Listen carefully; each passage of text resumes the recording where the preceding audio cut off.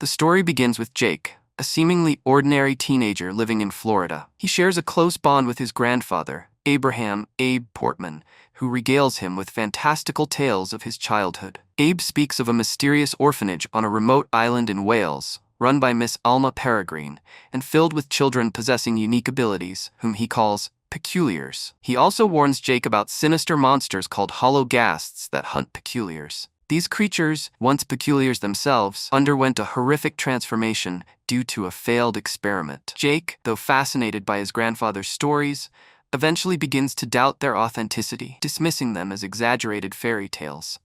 One fateful night, Jake receives a frantic call from his grandfather. Rushing to his house, he finds the elderly man mortally wounded in the woods. Before taking his last breath, Abe cryptically instructs Jake to find the loop and go to September 3rd, 1943. Then, Jake sees a terrifying tentacle-mouthed creature lurking in the shadows. But when the authorities arrive, the monster is gone, and no one believes Jake's account. This event traumatizes Jake, leaving him riddled with nightmares and questions about his grandfather's past. His parents, believing he is suffering from stress-induced hallucinations, send him to therapy with Dr. Golan, who encourages him to find closure by visiting the island his grandfather so often described. Struggling with grief, Jake undergoes therapy, with his psychiatrist, Dr. Golan, encouraging him to visit the island of Cairnholm, Wales, where Miss Peregrine's home supposedly exists. Hoping to gain closure, Jake convinces his father, Franklin, to take him there. The journey is filled with tension, as Franklin, a struggling writer and birdwatcher, sees it as an opportunity for research, while Jake is driven by a deeper, more personal quest for answers. Upon arriving on the foggy, secluded island,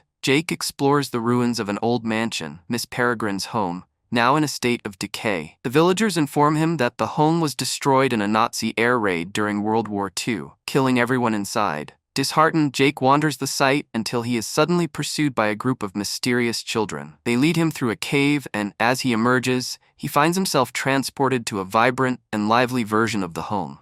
The structure, once decrepit, now stands grand and intact. The children appear exactly as they did in his grandfather's old photographs. Confused and overwhelmed, Jake is brought before Miss Peregrine, who patiently explains the nature of their existence. He has unknowingly entered a time loop, a repeating day in history preserved by Miss Peregrine. She and the peculiar children relive September 3rd, 1943, over and over to avoid aging and protect themselves from the outside world. Miss Peregrine, a peculiar who can manipulate time and transform into a peregrine falcon, welcomes Jake and introduces him to the home's residents. Among them are Emma Bloom, a girl who can control air and wears lead shoes to keep herself grounded; Bronwyn, a child with superhuman strength; Millard, an invisible boy; Olive, who can create fire with her hands; Hugh, who controls bees living inside him; and Enoch, who has the power to bring inanimate objects to life using hearts from other beings. Each child possesses a unique ability, making them valuable yet vulnerable in a world that does not understand them. They live in a delicate balance, their existence preserved by the loop that resets each evening, erasing all signs of danger and destruction. Jake learns that his grandfather Abe was once a resident of the home and had the rare ability to see hologhasts, grotesque creatures that prey on peculiars. These monsters were once peculiars themselves, but were transformed in a failed experiment led by the sinister Mr. Barron, a hologhast leader. His ultimate goal is to gain immortality by consuming the eyes of peculiars,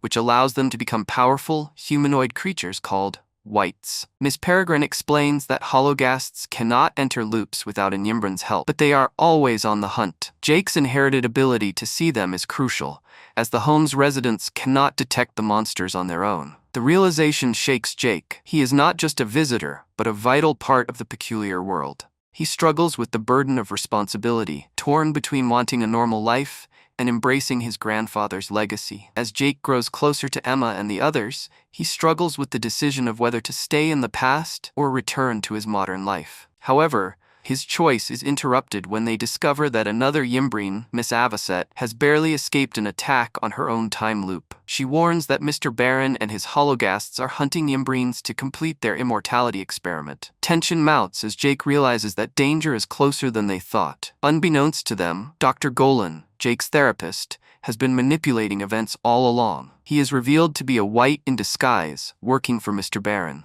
He kidnaps Miss Peregrine, forcing her to turn into a bird and trapping her in a cage. Without her, the time loop collapses, leaving the home vulnerable to an imminent Nazi airstrike.